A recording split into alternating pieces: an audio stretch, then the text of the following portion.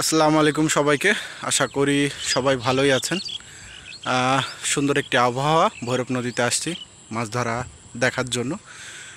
আজকে মনটা অনেক ভালো, আবহাওয়াটা অনেক সুন্দর এবং মনটাও অনেক সুন্দর লাগতেছে।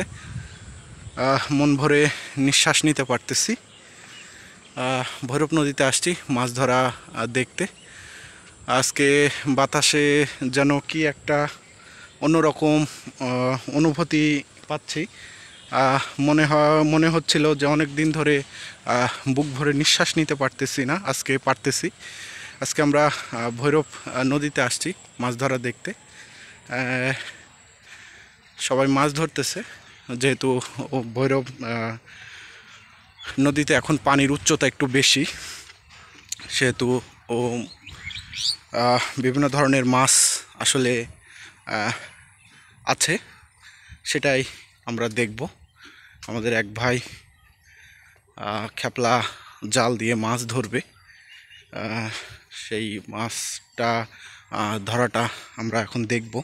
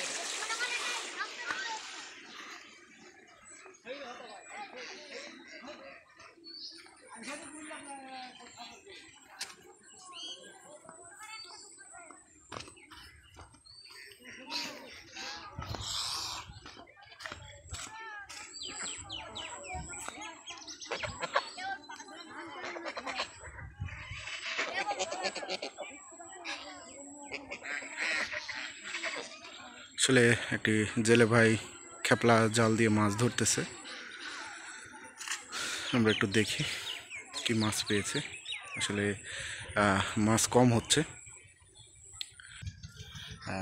আমরা হ্যাঁ, আসলে মাছ ধরাটা অনেক ভাগ্যের ব্যাপার। হ্যাঁ, আসলে যার ভাগ্যে যে মাছ আছে সে মাছই হবে। আমরা একটু মাছগুলো একটু দেখতে চাচ্ছি। ছোট মাছ, পুঁটি মাছ, তারপরে টাকি মাছ, হ্যাঁ, এই ধরনের মাছ হয়ে থাকে। আমাদের একটা নতুনভাবে খ্যাপলা জাল কিভাবে মারতে হয় সেটা মেরে দেখাবে আমাদের এই এক চাচা। চাচা সুন্দরভাবে খ্যাপলা জালটি আবার ভৈরব নদীতে মারবে, সেটাই আমরা দেখব। একটা মাছ, হ্যাঁ, এই যে একটা মাছ, হ্যাঁ, সুন্দরভাবে আমাদের দর্শককে একটা জাল মেরে দেখান। আসলে খ্যাপলা জাল মারার একটা কৌশল আছে, যদি কৌশল ঠিকমতো না পড়ে তাহলে কিন্তু মাছ ছুটে যাবে। আসলে টেকনিকটাই আসলে মেন। খ্যাপলা জাল খ্যাপলা জাল মারার টেকনিকটা আছে, আসলে টেকনিকটা যদি ক্লিয়ার না হয় তাহলে আপনি খ্যাপলা জাল মারতে পারবেন না। আমরা আসছি ভৈরব নদীতে মাছ ধরা দেখতে, আর দেখতেই পাচ্ছেন ভৈরব নদী। আমরা একজন মৎস্য শিকারী বন্ধুকে পেয়েছি, তার খ্যাপলা জাল মারাটা আমরা এখন দেখব। দেখতে পাচ্ছেন খ্যাপলা জালটি নির্দিষ্ট একটা কৌশল আছে মারা, সেভাবে সাজিয়ে নিতে হয়। এখন সাজিয়ে নিয়ে একটা নির্দিষ্ট দূরত্বে এটা সুন্দরভাবে মারবে, আমরা সেটাই দেখছি। এই যে দেখতে পাচ্ছেন মারা হয়ে গেল। এখন এটা কিছুক্ষণ পরে হয়তো বা তোলা হবে।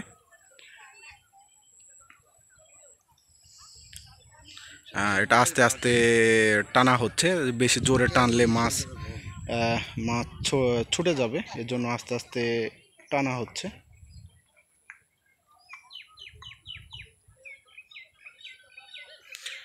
ভৈরব নদ আসলে অনেক পানি,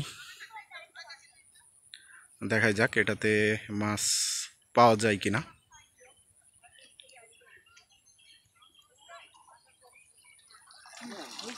প্রচুর পরিমাণ কাদা, শিকারী বন্ধু মনে হয় বড় মাছ হয়তো বা আমরা দেখতে পারবো। বড় মাছ হয়েছে কিনা সেটা বোঝা যাচ্ছে না, ছোটই মাছ। আর প্রচুর নোংরা, যার কারণে মাছ হচ্ছে না। নিচে নদীর তলদেশে প্রচুর ময়লা, এবং এই ময়লা যতদিন না পরিষ্কার হচ্ছে ততদিন বড় মাছ পাওয়া যাবে না। দেখতে পাচ্ছেন প্রচুর ময়লা, আসলে মাছ খুবই কম।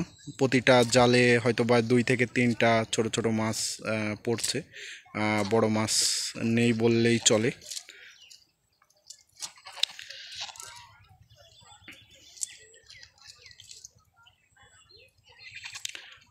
ছোট পুঁটি মাছ হচ্ছে, এছাড়া বড় মাছ তো বাঁধছে না।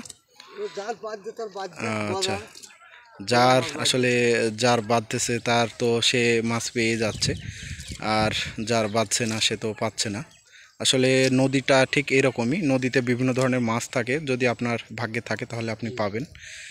আসলে মাছ ধরার এই একটা যাদের শখ তারা এইভাবে মাছ ধরে থাকে। এইভাবেই অল্প অল্প করে হতে হতে দেখা যাচ্ছে যে একটি নির্দিষ্ট পরিমাণ মাছ হয়ে যাবে। দেখতে পাচ্ছেন ভৈরব নদী।